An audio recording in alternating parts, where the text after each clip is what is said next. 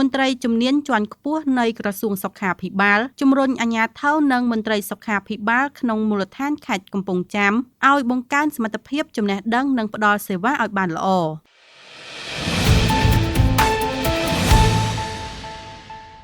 លោកជំទាវវិជ្ជបណ្ឌិតអាវវ៉ាន់ឌិនរដ្ឋលេខាធិការក្រសួងសុខាភិបាលបានជំរុញដល់អាជ្ញាធរនិងមន្ត្រីសុខាភិបាលក្នុងមូលដ្ឋានខេត្តកំពង់ចាមឲ្យបង្កើនសមត្ថភាពចំណេះដឹងចេះគិតគូរលើការផ្តល់សេវាសុខភាពតាមតម្រូវការរបស់ប្រជាពលរដ្ឋការជំរុញរបស់លោកជំទាវវិជ្ជបណ្ឌិតអាវវ៉ាន់ឌិនរដ្ឋលេខាធិការក្រសួងសុខាភិបាលក្នុងកិច្ចប្រជុំស្តីពីការជំរុញការអនុវត្តផែនការឆ្នាំ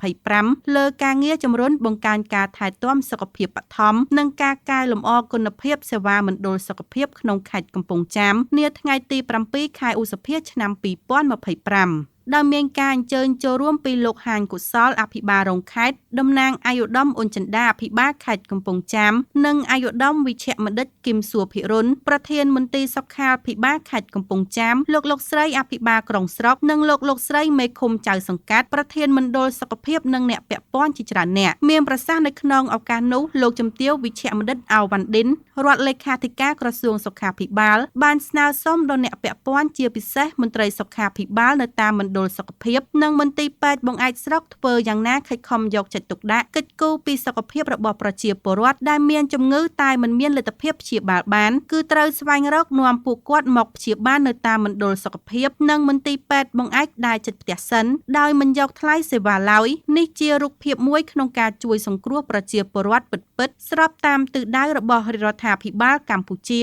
ដែលដឹកនាំដោយសម្ដេចមហាបវរធិបតីហ៊ុនម៉ាណែតនាយករដ្ឋមន្ត្រីនៃប្រជាណាចក្រកម្ពុជាទន្ទឹមនឹងនេះដែរលោកជំទាវវិជ្ជបណ្ឌិតអាវវ៉ាន់ឌិនរដ្ឋលេខាធិការក្រសួងសុខាភិបាលបានសង្កត់ធ្ងន់ទៀតថាជំងឺដែលកំពុងប្រឈមខ្លាំងនៅកម្ពុជាមានជំងឺមហារីកនិងជំងឺទឹកនោមផ្អែមជាដើមដូច្នោះសូមមន្ត្រីសុខាភិបាលរួមនឹងអាជ្ញាធរមូលដ្ឋានបន្តខិតខំផ្សព្វផ្សាយពីផលប៉ះពាល់ដែលធ្វើឲ្យកើតជំងឺទាំងនេះលោកជំទាវវិជ្ជបណ្ឌិតអាវវ៉ាន់ឌិនក៏បានជំរុញដល់មន្ត្រីសុខាភិបាលទាំងអស់ត្រូវបង្កើនសមត្ថភាពចំណេះដឹងបន្ថែមនិងត្រូវចេះប្រព័ន្ធ Digital ដើម្បីឆ្លើយតបទៅតាមតម្រូវការនិងការផ្តល់សេវាជូនប្រជាពលរដ្ឋ